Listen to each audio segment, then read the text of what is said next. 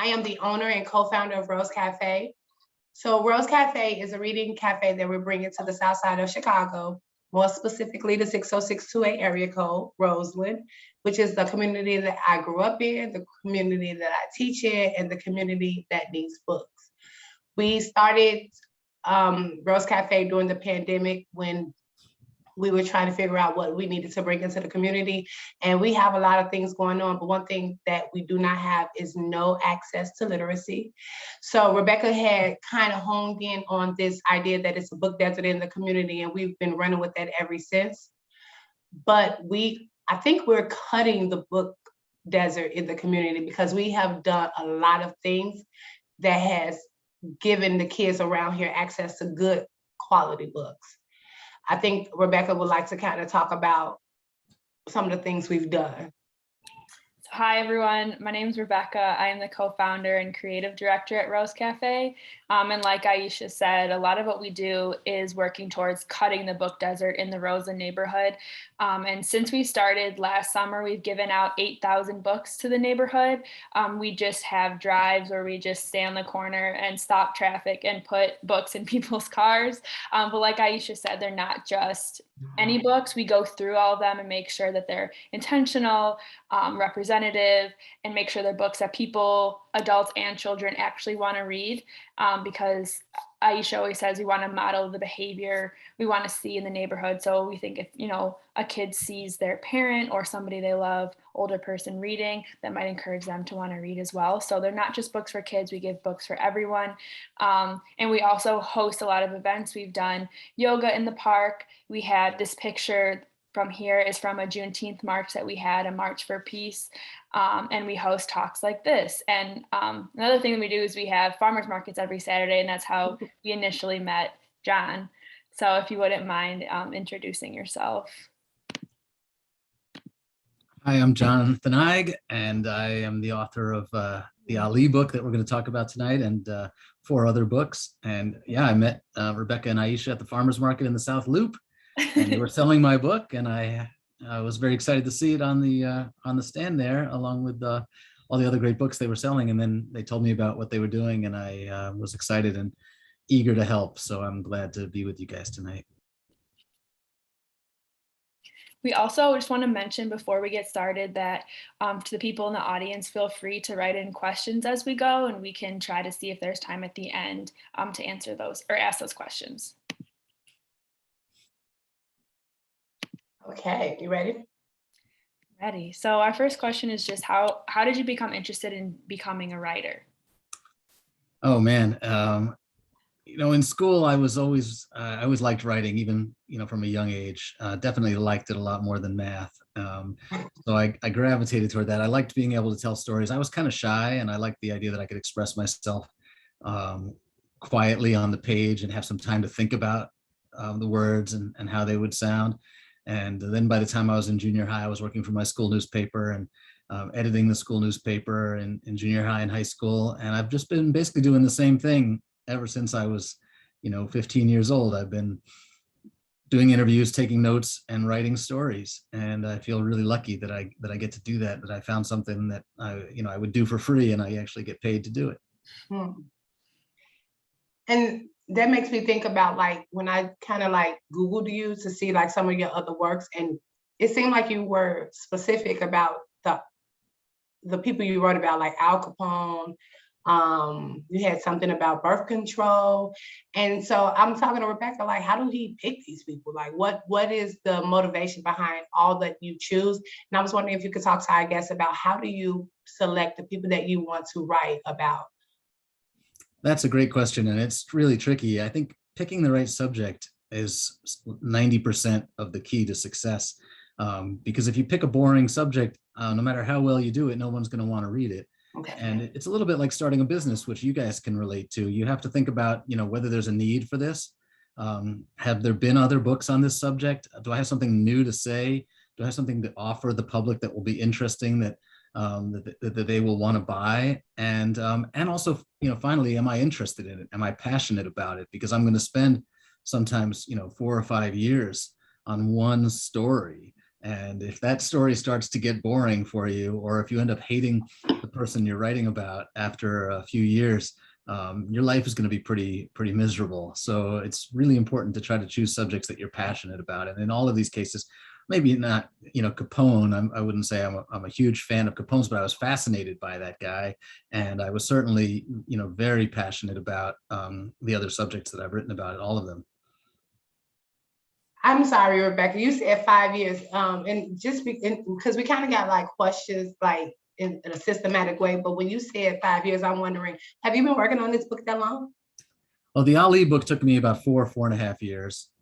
And the book that I'm working on now about Martin Luther King is going to take about 5 years, probably, by the time I'm done. I hope I get it done in 5 years. It might take longer, but I'm trying to get it done in under 5 years.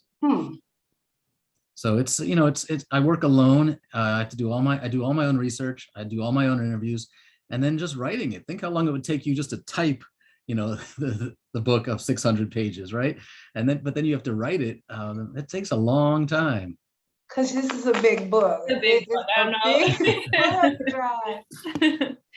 That leads us to ask, we were curious, like, how did you do the research for this book? Well, I started out by doing interviews, and I almost always start with interviews. I read a lot to try to become familiar with my subject, because in the beginning, you're kind of an idiot and you're asking dumb questions. And my very first interview for Ali, the guy was angry because I was asking such stupid questions, and I had to apologize. I said, "I'm just starting. You're my first interview." But he didn't care. He was just insulted that I was asking uninformed questions, and I don't blame him. So you read and catch up, but you also need to hurry up and do interviews. Oftentimes, you're interviewing people who are old, and if you wait, a few years, they might not be around, or they might not be in good health. So I really tried to read up as much as I could on my subjects in the case of Ali, and then as fast as I could start lining up interviews with the important people, with his wives, with his children, with the people who were in his entourage, with his brother who was still around. So I'm juggling, and I'm trying to get up to speed. I'm trying to become educated on my subject, while at the same time doing the interviews. And as I go along, I get better at the interviews, and hopefully people will let me come back and interview them again as I start to ask better questions. But it's a constant juggling act. And I guess you can. I'm sorry, I had another question.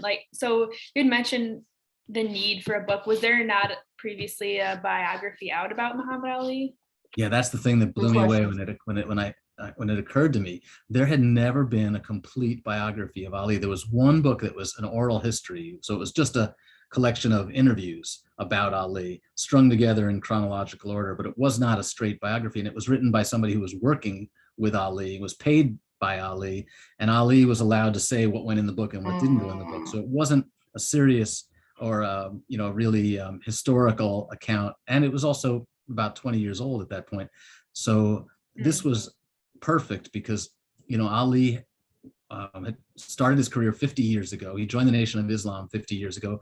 He protested the Vietnam War 50 years ago. You can put all that in historical context now, but Ali was still alive. 3 out of his 4 wives were still alive. His brother was still alive. The men he fought were still alive. So this was the right time to do it, when you could have the historical distance that you need, but also have access to the key sources.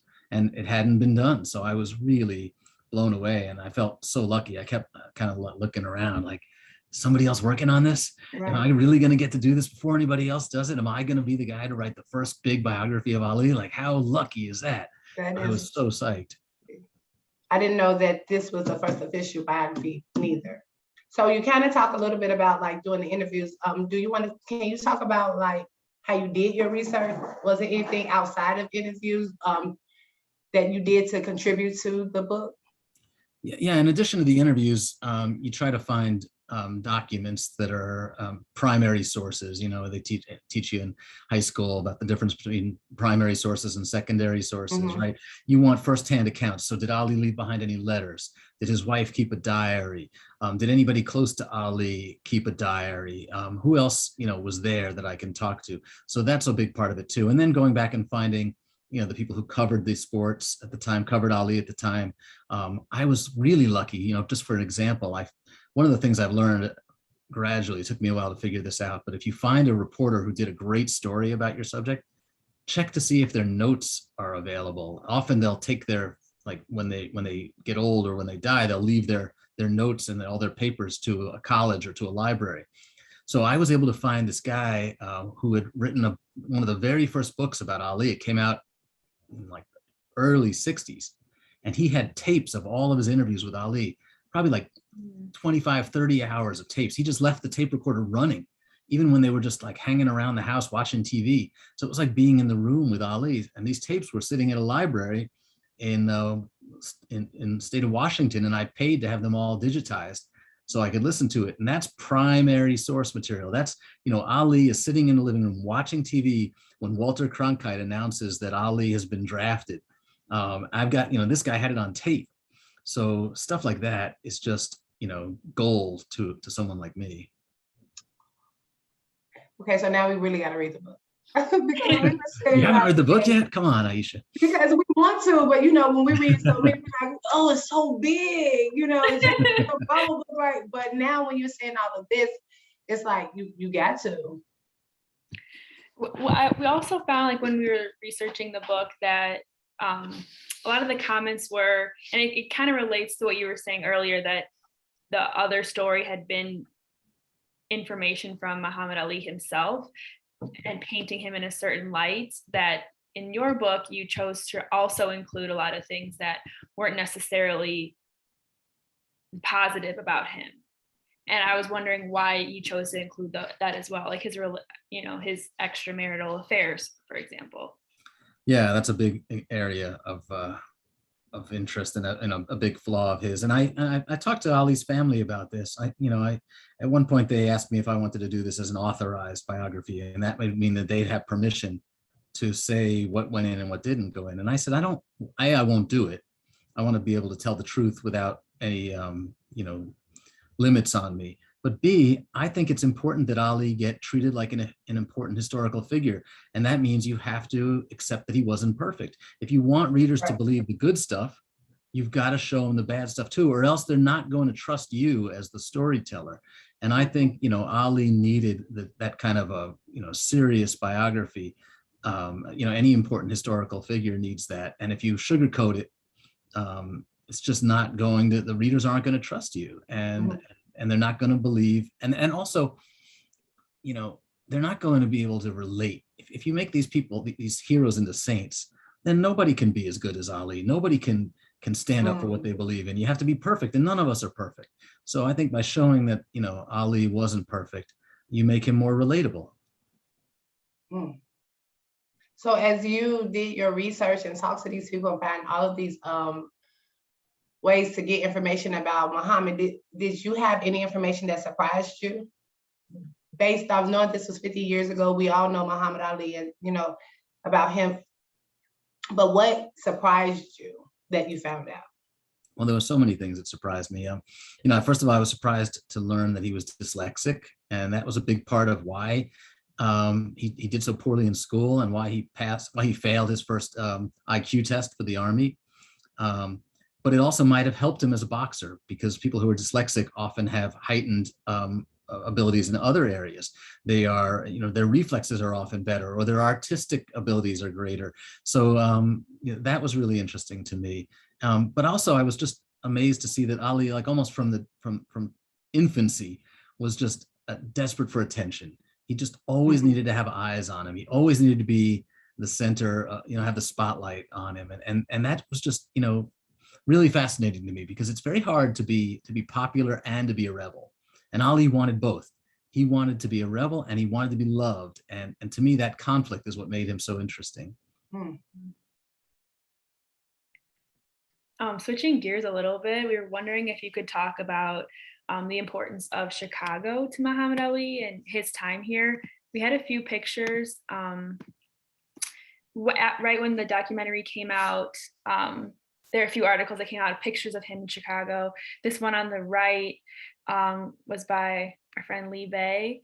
And then the one on the left was Muhammad Ali at the Bud Billiken parade.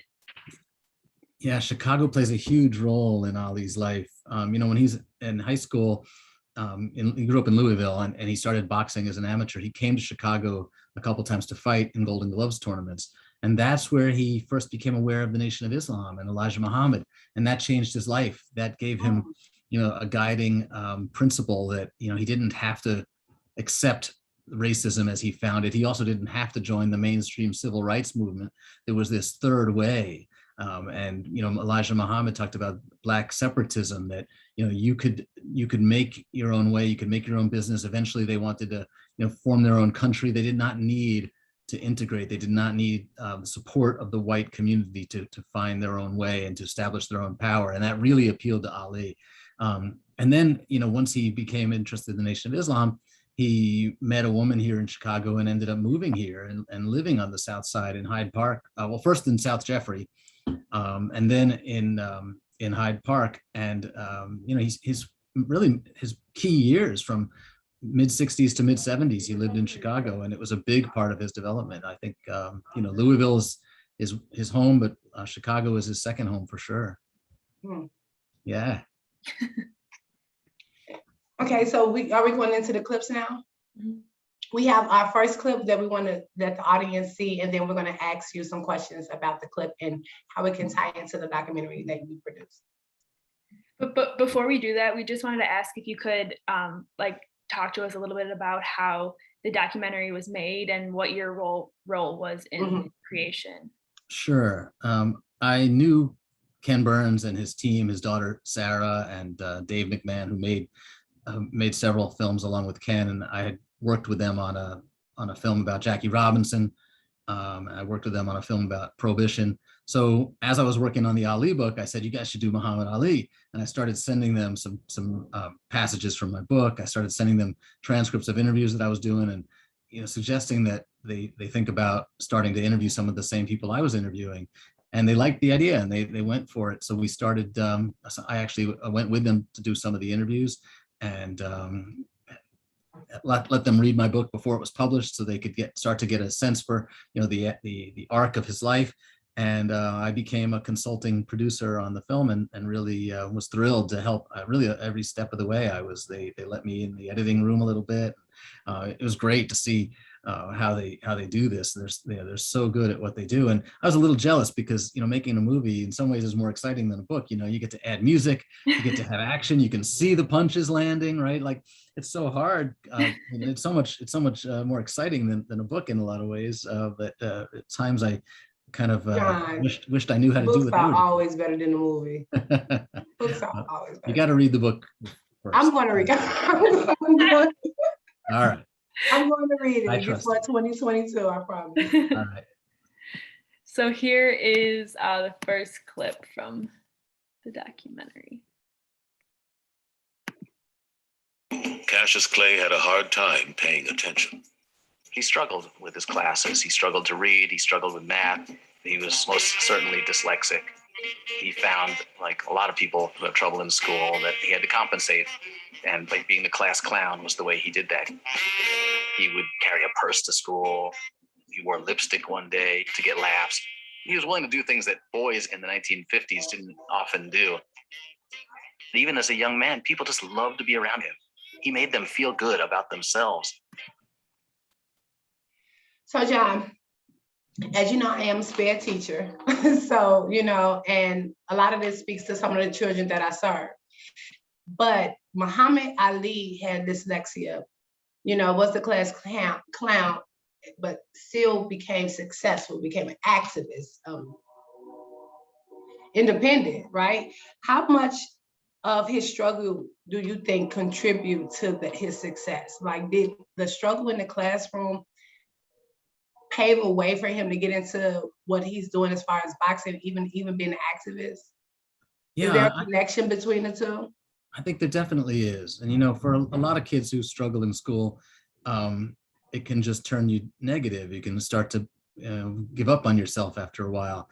But Ali, had this enormous self-confidence. And luckily for him, he discovered a source, an outlet. He discovered boxing, and he poured himself into boxing, trained harder than anybody, went to 2 different gyms. He would train with one guy, a guy named Joe Martin, And then he would go over to Fred Stoner's gym and train more after that. He would run to school, not take the bus, because he wanted to A, get in shape, and B, show off for his friends that he was training to be a boxer. And before he'd ever fought any matches, he was calling himself the greatest and saying that he was going to be the heavyweight champion. So he had this confidence, but he needed to find some place to apply it. The classroom wasn't working for him. It was never going to work for him. But if he hadn't found boxing, if he hadn't found sports, I don't know what would have happened to him. And so many kids are looking for that thing. What can I be good at? What's going to make me special? And not everybody finds it, but he was really fortunate that he did. Well, how do the community support in that? When you say that not everybody finds it, but then I know it's a later question, but how do the community support in kids who struggle in the classroom, who might have some other strengths, to get them to be successful, if that makes sense? Yeah. I think it's important to note that these trainers were volunteers. One of them was a police officer who was running a boxing gym, and Ali grew up in Jim Crow South, and he was the same age as Emmett Till, and his father always told him, stay away from white people, stay away from the police. Nothing good can come from that. But here's this white cop working in a boxing gym, training Black kids and white kids together. So suddenly he finds this place where the normal rules of Jim Crow society in the South, where the caste system rules do not apply. And then he begins to think, well, if the rules of segregation don't apply in the boxing ring, maybe there are other places in which they don't apply. He begins to think more broadly about what's possible for a young man growing up in his circumstances. So that's the kind of support that that the community can offer. And then when he becomes successful and starts to show some promise in boxing, the city really rallies around him. There's still racism, and he still can't shop in department stores downtown, and still can't use whites only restrooms and things like that. But there's some changes happening, and I think that's got to be eye-opening to a kid.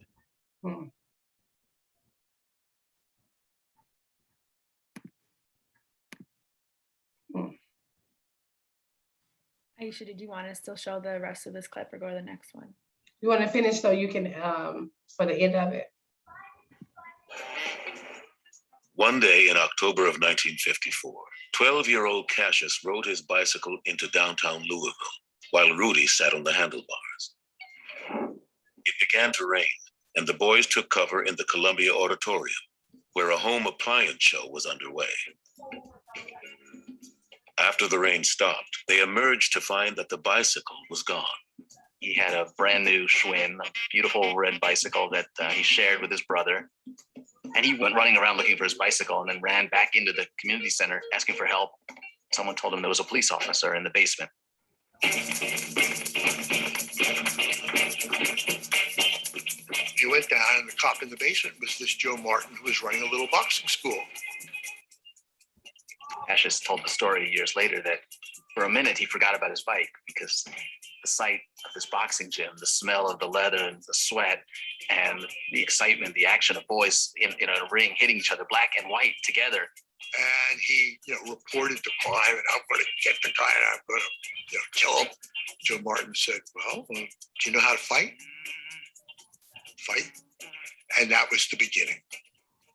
Though his father was reluctant to let his son train with a white police officer, the lessons were free, and Cassius was eager to learn. At first, the young boxer did not impress Martin. He was just ordinary, the trainer recalled, and I doubt whether any scout would have thought much of him. Cassius didn't show any special talent right away, but he showed enormous passion. He knew instantly that this was what he wanted to do.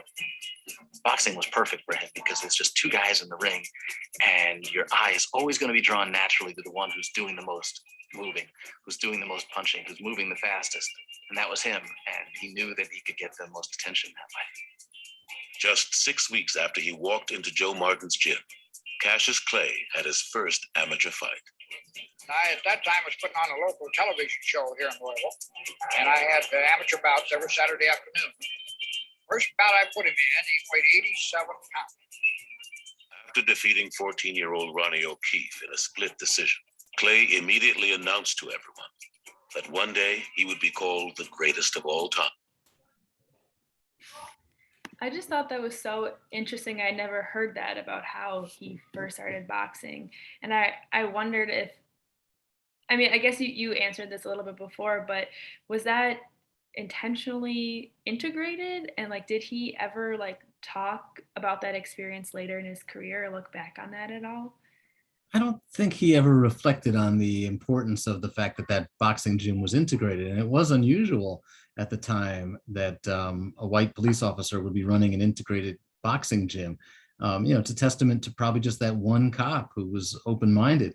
And that really just shows you the power that, one person has to change the world, because Ali would go on to change the world. But it's also worth noting that, Ali had an expensive bicycle.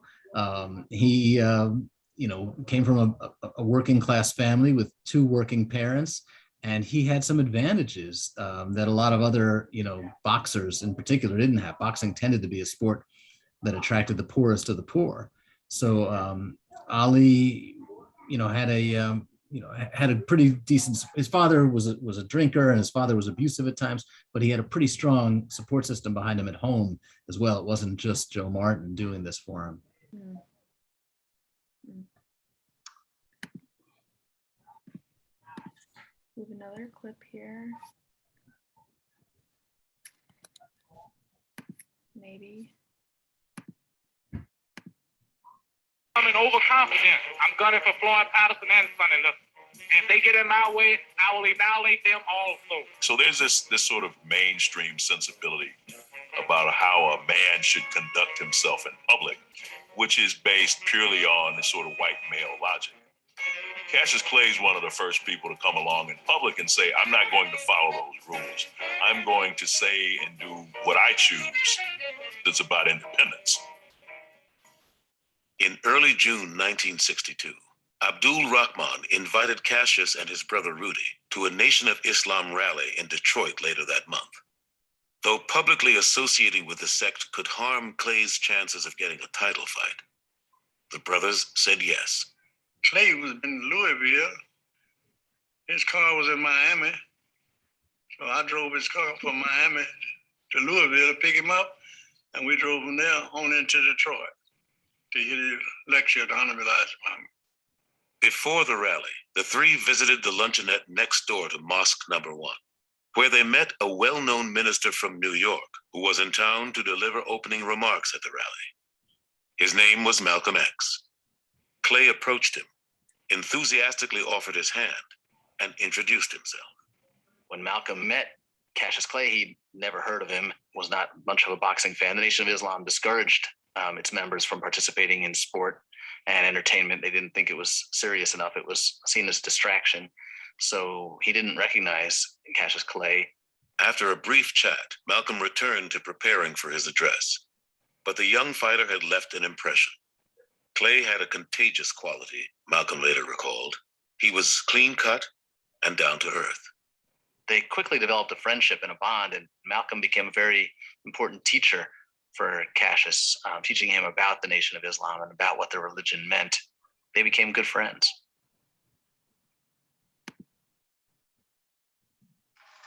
Do you want to do your question first, Rebecca? Sure. I thought it was interesting, the part that you had mentioned in the clip about just the tension between being a member of Islam and an athlete. I didn't realize that it wasn't, was that something that was frowned upon? Or was it like a sort of tension for him to have like both of those identities? It was very complicated.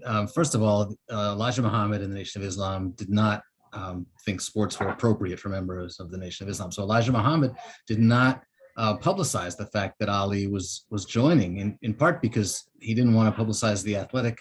Other members of the Nation of Islam were required to quit their music careers, were required to quit their sports careers, because even Louis Farrakhan was a very popular entertainer, and he had to give up his music career to join the Nation of Islam. So there was a conflict there. And then there was also a conflict because Elijah Muhammad and Malcolm X were not getting along, and Malcolm X had been banned from the Nation of Islam at the time that he started to really become close to Muhammad Ali. So Ali was really walking a fine line and trying to stay within the good graces of Elijah Muhammad while, exploring what was possible.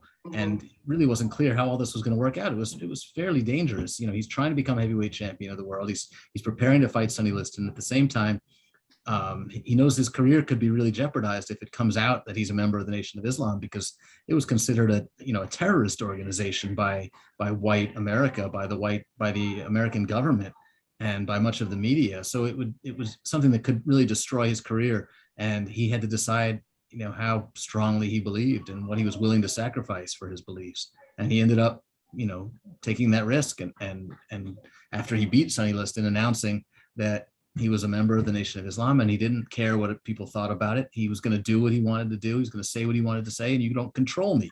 And for a black athlete in the early 1960s to say that was explosive. Which makes me think about like him and his confidence and like his cockiness, and how much of, him saying, okay, I'm going to do it for the Nation of Islam, versus like him just wanting attention. So I was wondering, like, if you could talk about like the theory of him wanting attention versus his dedication to like being, humanitarian. Was this because of the Nation of Islam, or was this because he wanted this boast to his personality or to his character? That's a really great question, Aisha, because it's one thing just to be cocky and to brag about how I'm going to beat everybody and I'm going to be the greatest. And it's another thing to say, I'm going to challenge racism, and I'm going to challenge the white power structure. And I'm going to not even, speak up by joining Martin Luther King and the mainstream civil rights movement, but I'm going to go beyond that and call for the separation of the races. That's radical stuff. And that to me says that it wasn't just about popularity.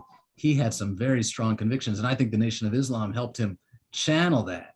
I don't think that you can attribute it all to the Nation of Islam. I think he grew up in this racist America and was angry about the conditions in which he and his family and his people had to live.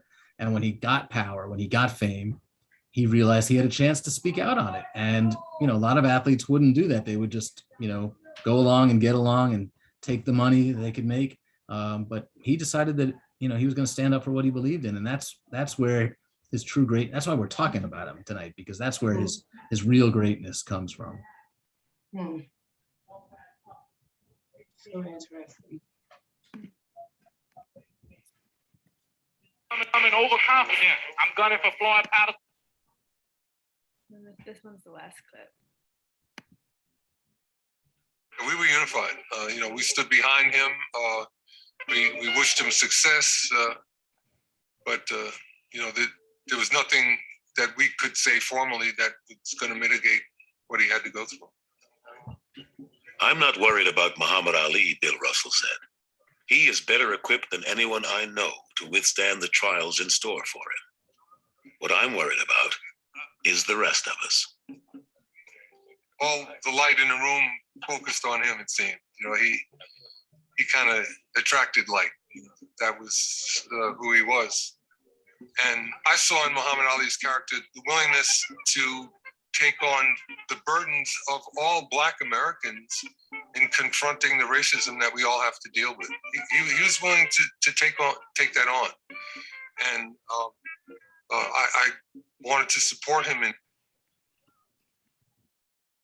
So this is a big question, and I don't know how you can answer it, but how does this story, your biography, fit into the larger scheme of race in America right now? Wow, that's a tough question. I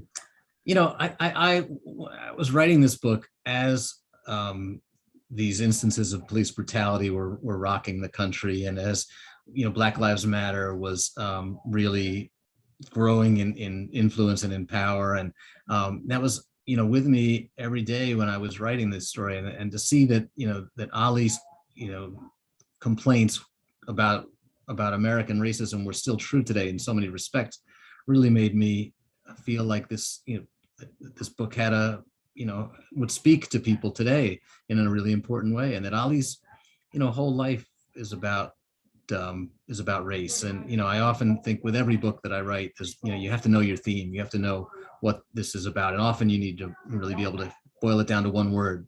so that you know why you're writing this book. And it clearly was not about boxing. Boxing was the action for the story, but the theme of the story was race. And we are still grappling with a lot of the same problems, a lot of the same issues that Ali was trying to confront and trying to wake us up to. So I felt like, telling his story again was important. And that's why books are written, is to, a biography, any work of history really exists in two times. It exists in the time that the story takes place, and it exists in the time in which it's being told. So, and history is that way. History is not, a beginning and an end. History is reflected by the times in which we're living. We see history differently based on what we're living through. So Ali's story really speaks in a powerful way, given that, we're living through all of this racial strife, and we're living through all of this continued pain. Was your book finished before the documentary? I'm sorry, was your book finished before the movie, the PBS movie? Yeah, my book came out in 2017. So so it was a 4-year gap between the book and the movie. After the movie was published with PBS, do you feel like you missed something in the book, or do you feel like the book is thorough? Yeah, you have to turn the book in at some point, but you always find more stuff. And they interviewed some people who I didn't get to interview. They found some footage that I didn't see. One of the things that biographers are not great at is looking for TV and film footage and radio stuff. I'm learning to get better at that. We're good at looking through old newspapers and looking through old books, looking through old letters. But as you're writing about more modern figures like Ali, there's a lot of TV interviews out there too that are important. So that's why I was glad that the documentary came along, because it gave me a chance to get a few more things in there that I didn't get into the book. But that's the problem with a book, is that you print it and it's done and you can't go back and change it. Well, I guess you could with the ebook and everything. You can just keep constantly updating it, but that's kind of like cheating. So looking forward, I was just curious, you had mentioned that your next project is about Martin Luther King.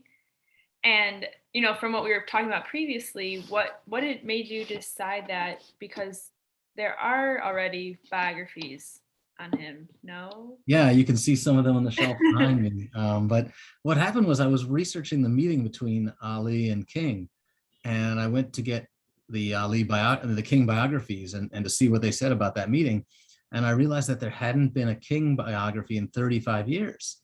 I was shocked at that. And there've been a ton of books about King, dozens and dozens, maybe hundreds over those 35 years, but nobody had done the soup to nuts biography, just taking the look at his entire life. And there were great books about King's place in the civil rights movement. The big trilogy by Taylor Branch, the big book by David Garrow, but those weren't really biographies. A biography to me is a more intimate, portrait of a human being, in which you feel their pain and you feel their joy, and that kind of book hadn't been written in a long time. And it was kind of like the same thing with Ali. I realized that there were still people around who knew King, knew him well. King would only be 93, 92 right now if he were still alive. His older sister is still alive. And I had already interviewed some of these people. I had already interviewed Andrew Young and Harry Belafonte and Jesse Jackson. So I thought I could go back to them and start asking them about King.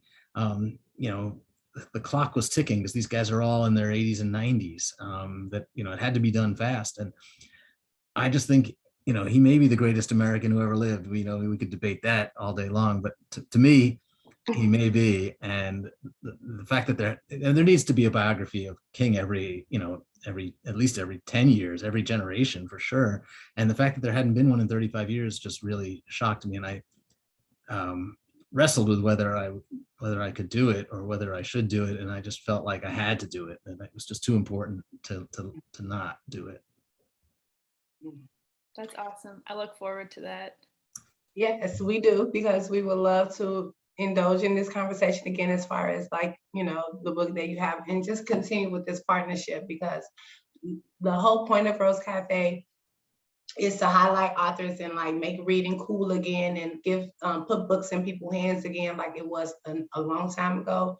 Because I think somewhere along the line, we, even with the ebooks, but a physical book is something that, you know, is missing out of a lot of homes, especially where I stay. So just to like wrap it up, to respect everyone's time, I want to let, you know, those that's watching, let them know like we do sell books. We are selling, John, we've sold, I think, about 7 copies of your books right now. Great. And we have, some of them was even signed by you. I should have charged them more, John. But, you know, I was just excited that they were excited to have that book. So we are an online bookstore. Right now we are working with the city on the rezoning process for our brick and mortar. The brick and mortar is coming on 107th and King Drive. It's going to be an intimate spot that's on the corner of a couple of schools in the community, Brooks Preparatory School, County Cole School, and County Cullen. What we're trying to do is create a space for this community to, like Rebecca said earlier, for us to model the behavior that we want to see. So I know that this interview is virtual, but how cool would it have been to have it in our shop? You know, for people in the community to walk past and be like, what are they doing in there? You know, and just have allies come to the community so they can see, because we want to like bring everybody together to make this bigger than what I think me or Rebecca even thought of. Well, so we are selling this book. You can purchase this book from Rose Café on our website, rosecafe.org. And also follow us on our social media, check out our website, see some of the things that we're doing in the community. We have a lot of holiday events coming up. You know, the support will just help us to get the doors open. And just to make sure that it's successful and sustainable. We don't want to be here today and gone tomorrow. We want this to be a pillar in the community that will start the change that we desperately need over here. So that's the why. Do you want to say anything before we leave, John? Well, I'm just thrilled that the store is going to be a great success, I'm sure, and look forward to doing events with you in person in the store, and I'm excited about all of it. So thanks for making me a part of it. Your family now. Thank you so much. Your family now, John. We will talk to you soon. I think do we have a question, Rebecca? We did. So from anonymous attendee, I enjoyed running with the camp by Tim Shanahan. What role did that play in your research and writing process? I wonder if if the anonymous attendee happens to be Tim Shanahan, because I love Tim and I love that book. But if that's you, Tim, thank you so much. Tim was one of Ali's best friends and told me some wonderful stories about the champ. They were really fun. If you read the book, you'll fall in love with Tim and his great stories. But that book that he mentioned, Running with the Champ, is just, you know, so many people had beautiful stories about their time with Ali, and Tim's you know, really one of the gems. So I recommend that book. I recommend any book by the Friends of Ali. There's some great books out there. And I think that Frank had a question if you wanted to write it in, or I could unmute you if you wanted. The hand was raised. Okay.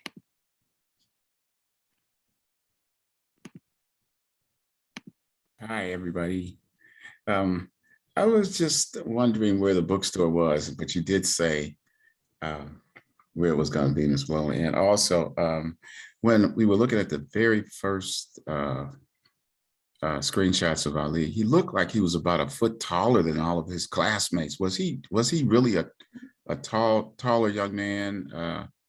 You know, even back in the day of grade schools and high schools, was he very tall?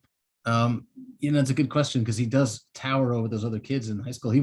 He grew up to be about 6 foot, 6'1" while he was in high school, and he still grew another couple inches. Even after he started boxing professionally, he was still growing a little bit. But yeah, I think he was about 6 feet tall, 6'1" while he was still in high school. But he was kind of a beanpole at that point. He hadn't really filled out. Yeah. So he still boxed as a light heavyweight in the Olympics, not as a heavyweight. Thank you. Hey, Mr. Roberts. Yes. Hi, Ms. Blow. I sent you an email today about our workforce center. Hopefully we can come together and support your efforts over there in Pullman. I'm looking forward to the bookstore. It's going to happen. Yeah, we'll help you make it happen. And I appreciate all of you guys' support. It means a lot to me because I absolutely have no idea what I'm doing. You know, just to throw that out there, I am a teacher. You know, me and Rebecca just was thought partners with this whole process. And just to see the support from the city, that is the only reason why we're growing. You know, because of everybody that believes in us. And it's cliche, but it's really the truth. You got my support. Thank you. So thank you guys for joining us. This clip, along with the other author interviews that we've done since we have been Rose Cafe, is on YouTube. So if you can subscribe to us, you'll see everything that we've been doing. You can join our mailing list and also keep up with some of the things we're doing in the community. We do a lot for the community because that's the mission. The mission is to empower Roseland so that Roseland can be the rose that grow from concrete, because that's what we needed to do over here. And so again, we just thank you guys for joining us today. And thank you, John, so much. Thank you. See you at the farmer's market again soon. Yeah.